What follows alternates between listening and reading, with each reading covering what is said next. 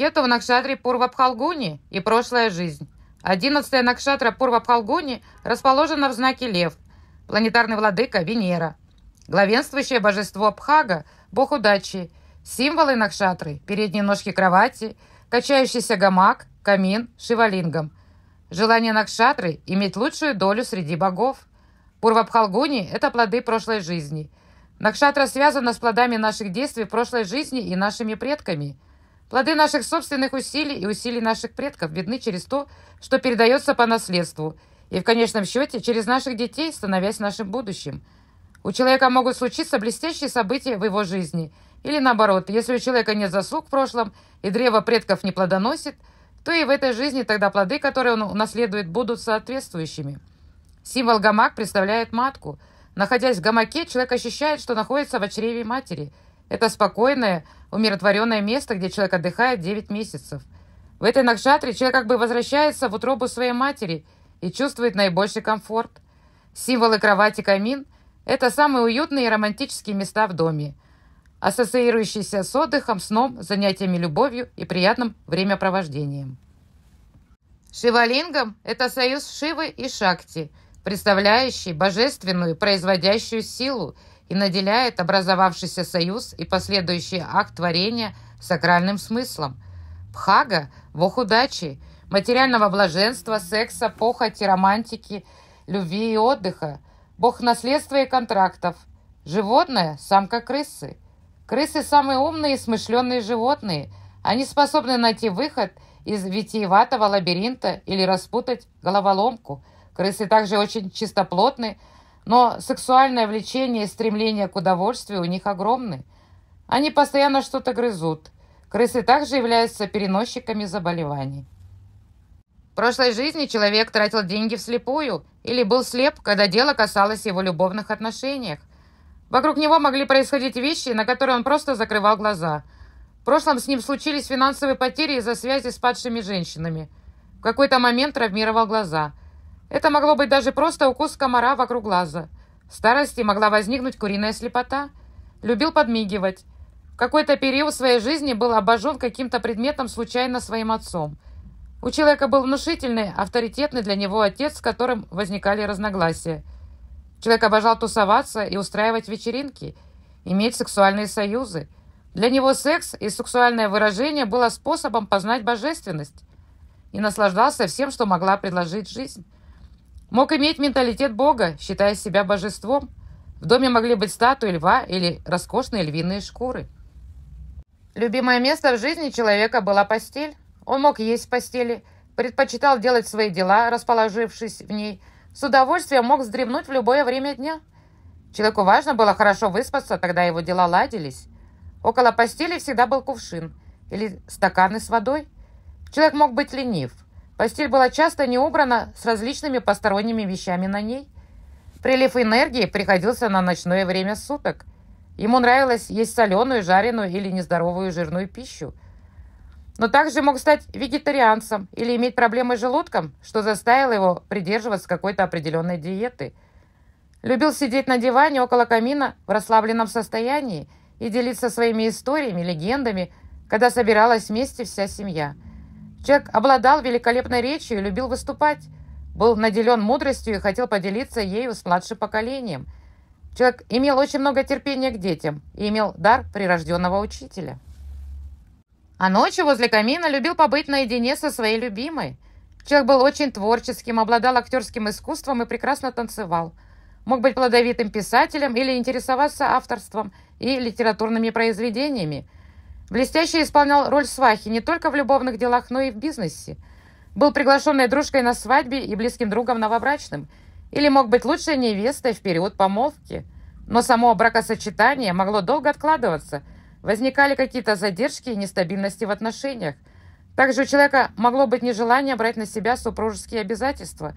И поэтому присутствовал страх перед заключением официального брака, который мог впоследствии повлиять на его наслаждающийся образ жизни.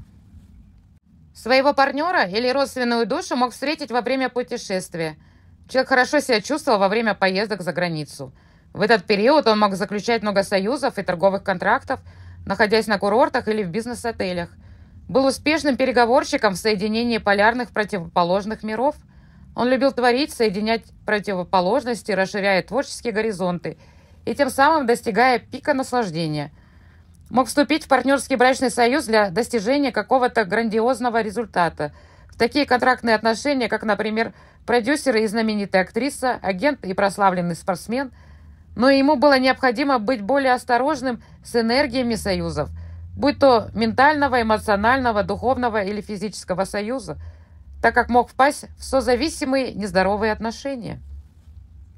Человеку не нравилось работать на кого-то, поэтому он открывал свой собственный бизнес, но в какой-то момент из-за вмешательства и действий правительства бизнес его был разрушен. Также он мог быть заинтересован тогда перейти на службу в правительство и самому возглавить какое-нибудь министерство. Тесть жениха, родственник мужа, мог подарить роскошный подарок, чрезвычайно полезный для благополучия семьи, или исполнить какое-то желание, что принесло процветание и удачу семейной паре. Человек имел дело с наследственными контрактами, через завещание или через юридические документы получил большую долю семейного наследства. Мог быть основателем известного рода или фамильной династии. В прошлом человек мог умереть от чумы или тифа, или иметь генетическое заболевание, которое могло прийти к нему через карму поколений. У человека могли быть проблемы со спиной в плане здоровья, или расположена родинка, или татуировка в данной части тела. В какой-то момент жизни мог сменить место жительства и переплыть на корабле в другую страну. Испытывал крайнюю жажду и страсть к знаниям и к пониманию ритуалов, к истории своих истоков и своих предков. Мог быть жрецом. Это накшатра рождения Брихаспати, первосвященника Бога, и связано с естественным 9-м домом Стрельца в гороскопе. 9-й дом ассоциируется с удачей, с наследием, с гуру, за границей. В древние времена гуру своим ученикам передавал мудрость времени около костра. Человек мог обладать целительными свойствами, мощной соединительной энергией для создания союза и практиковать тантру. Это союз Шивы и Шакти, соединенный в сакральном символизме тантрического треугольника. Шива и Парвати начали свою брачную церемонию в эту накшатру. Кету в Пурва-Пхалгуни может показать, что человек в прошлом мог иметь плохой опыт в отношениях, и когда он умирал, он просто чувствовал, что больше никогда не хочет иметь дело с отношениями и любовью, потому что произошли какие-то очень плохие вещи, сильно разбившие ему сердце. Поэтому он мог решить, что никогда не справится с этим, и он не предназначен для любви. Также мог быть другой страх выступления на сцене, боясь славы и знаменитости. Так как в прошлой жизни человек стал знаменитым, но потом слава сыграла против него и привело к неприятным последствиям. Поэтому человек может быть застенчивым, неуверенным и избегать известности и серьезных отношений в этой жизни. Человек от природы талантливый и творческий, поэтому необходимо просто сдаться божественному замыслу. В этой жизни для человека важно иметь кровать в хорошем состоянии, а кровать с изголовьем даст дополнительную поддержку, структуру и роскошь. Необходимо держать постель убранной, поддерживать дисциплину, не лениться, и тогда человек может добиться славы благодаря поддержке от Сатурна. Проводить ежемесячные огненные церемонии или приготовление пищи на открытом огне. Иметь камин на южной стороне в доме и статуэтку латунной крысы. Профессии, связанные с бракосочетанием и свадебными церемониями. Консультанты в области супружеских отношений, сексопатологи, тантрики, работа в индустрии туризма и отдыха, музыканты, певцы, актеры, модели, государственные служащие, руководители, дипломаты, торговцы, писатели, жрецы. 4 пады Пурва-Пхалгуни. Лев. Человек должен сосредоточиться на своей высшей особой цели – быть счастливым и наслаждаться жизнью. Дева. Человеку нужно прислушиваться к своему сердцу и не стремиться быть совершенным в любовных делах. Весы. Человек должен любить себя в первую очередь и сосредоточиться на своей карьере, своих мечтах и амбициях. Тогда проблемы в отношениях автоматически будут решаться. Скорпион. Человек не хочет слишком сильно привязываться в отношениях, быть чуть отстраненным, чтобы жизнь его не прошла впустую. Поэтому сосредоточиться на зарабатывании денег и поддержке своих ценностей.